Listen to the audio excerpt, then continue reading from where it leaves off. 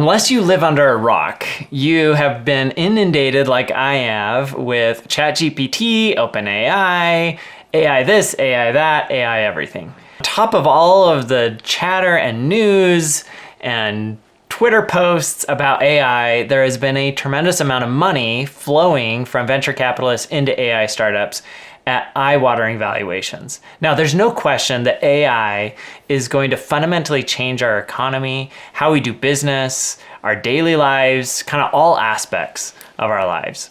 In fact, just recently, Alan Patricof. So for those of you that don't know who Alan Patricof is, he is like one of the OGs of venture and private equity investment. He founded Apex way back in the day, which is one of the largest, most successful private equity funds. And then because that wasn't enough, left that and started Greycroft, one of the leading venture capital funds out there.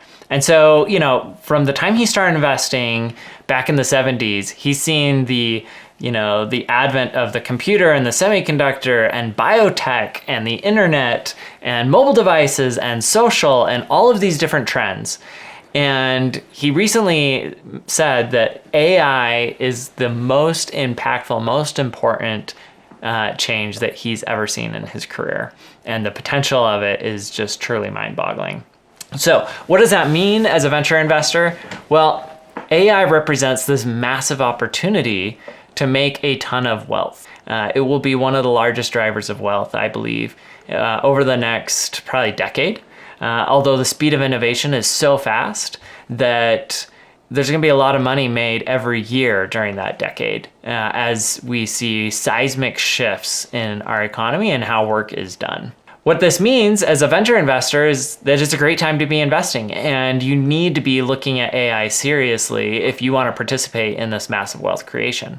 That said, I wanted to take a minute in this video and talk about some of the pitfalls that I think a lot of investors are going to fall into if they're not careful, and how you can be smart about making investments in this space if that's the route you want to go, or as a founder in the AI space, pitfalls that you're going to want to avoid as well. And be sure to stick around to the end because I'm going to talk about my number one biggest fear and pitfall that I think is happening right now as we speak. Okay, so the first pitfall you need to watch out for is what I call AI wrappers. Now, this is a company that is touting that they are AI, that they have something proprietary, but in reality, they're just a wrapper around ChatGPT or somebody else's platform. Now, on the one hand, this can be really powerful because you can leverage their generative AI models to quickly solve problems that people face every day, right? And you can get real niche focused into creating a really great user experience for those customers that allows them to leverage the power of ChatGPT.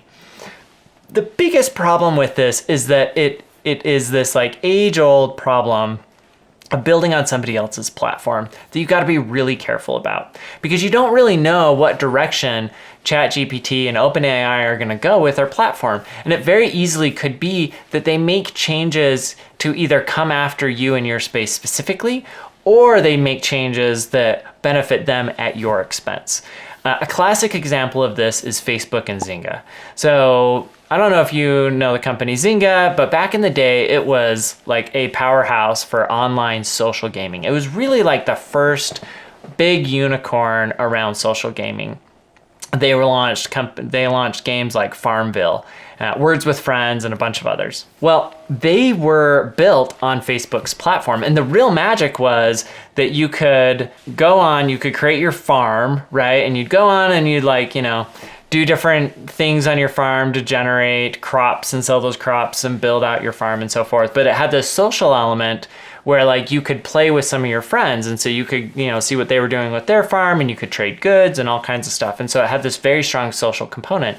It also made it really easy to like log on, create an account. All of it was actually hosted on Facebook's platform, and enabled Zynga to grow incredibly fast. Well, fast forward, Facebook decided to cut off a bunch of the functionality for Zynga, basically booting them off the platform. And overnight, Zynga's entire business went sideways, and they had to quickly spin up other websites, try to convert customers over to their own platforms, their own sites, their own apps.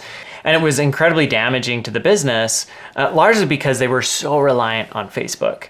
And so I think that's one thing that as an investor, you got to be thinking a lot about is if I'm going to invest in one of these companies that's simply, a wrapper around ChatGPT with a really nice, pretty user experience, is that going to eventually be able to become a really big standalone business? Or is it just something that's going to be always kind of be reliant on OpenAI to succeed? I think the truly innovative companies will be the ones that build their own AI engine or have some sort of proprietary partnership or what have you that gives them, a real competitive advantage on that front. Those that are really dependent on other people's platforms are really going to struggle. Now, if you are built on somebody else's platform, what should you do? My advice there is hone in really hard on your user experience, because a really great user experience can create some barriers that will provide some differentiation and benefit that is harder to replicate. I think a classic example of this is why Spotify still exists despite all of the advantages that Apple Music has. And I think that really comes down to Spotify has built an incredible user experience that's been really challenging for Apple Music to fully replicate. All right, the next big pitfall is the speed of innovation. Classic case study that is similar to this was semiconductor development. Now, back in the 80s, 70s and 80s, a lot of investors, especially venture investors, were investing in semiconductors. And the reason for that was because semiconductor technology, was so important, so high margin, growing so fast that you could invest in a company that was doing semiconductors. They would have some, unique advantage that gave them a boost in performance over their peers and, grow super fast.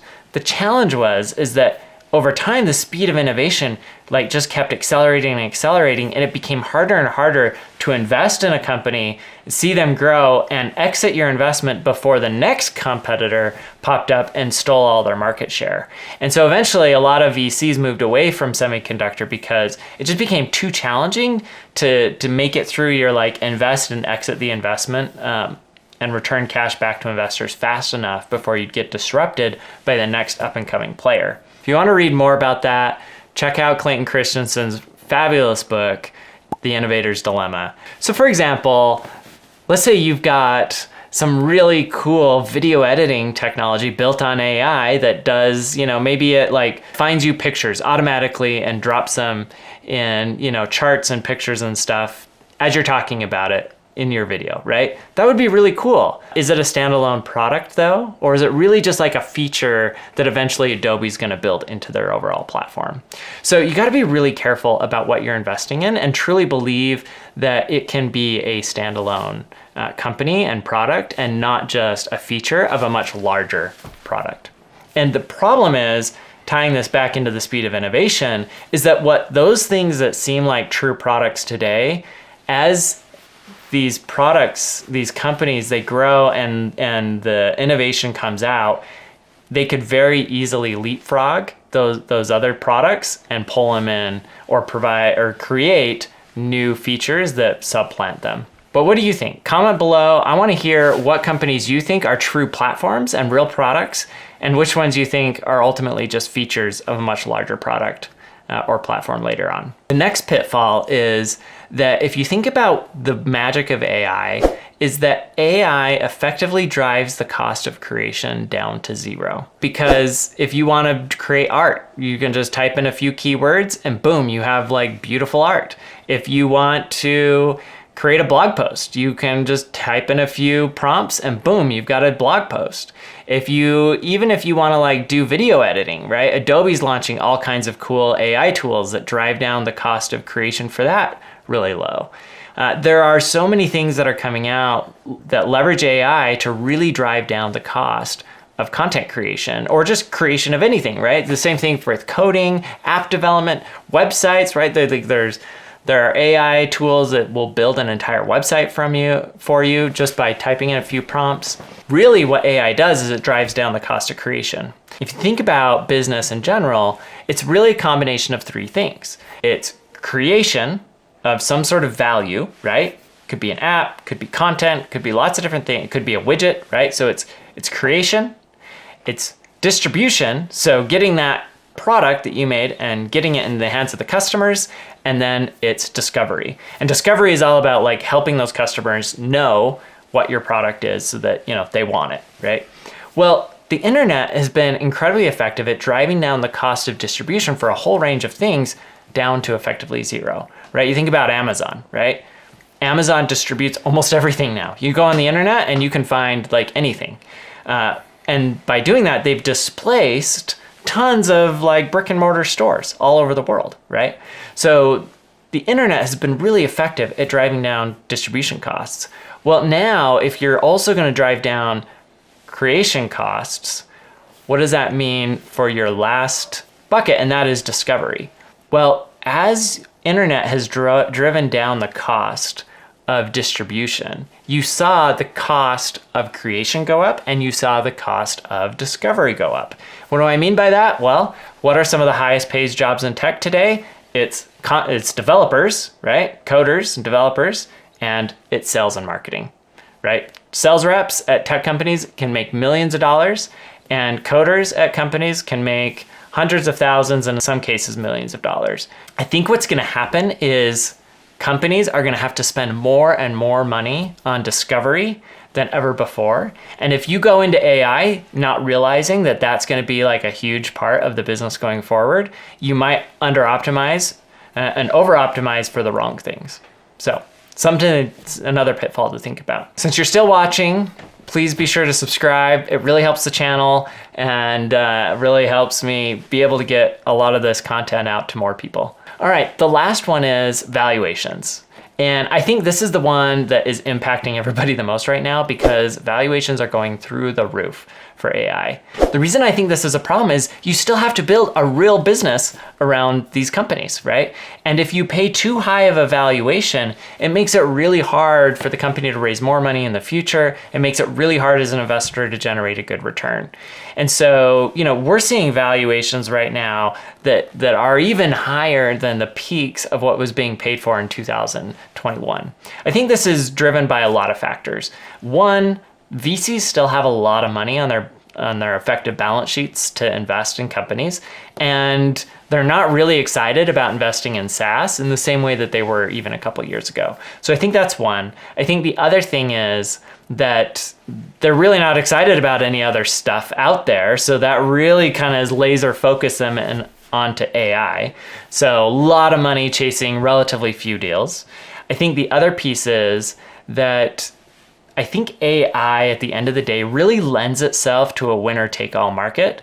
And when that's the situation, it kind of doesn't matter how much you pay in any given deal. All that matters is that you were in the one deal that becomes the absolute dominant player in the space. This is why, like, there's a very good chance that Microsoft's recent investment in OpenAI will be like one of the all-time best investments ever made. The rumors that I'm hearing right now is that OpenAI is nearing or has eclipsed $1 billion in annualized revenue just in the last few months since launching their product. I mean, you think about that, to go from effectively zero to $1 billion in revenue in just a handful of months is like mind-boggling. And so I think you're gonna see more and more of these companies that have really high, fast growth.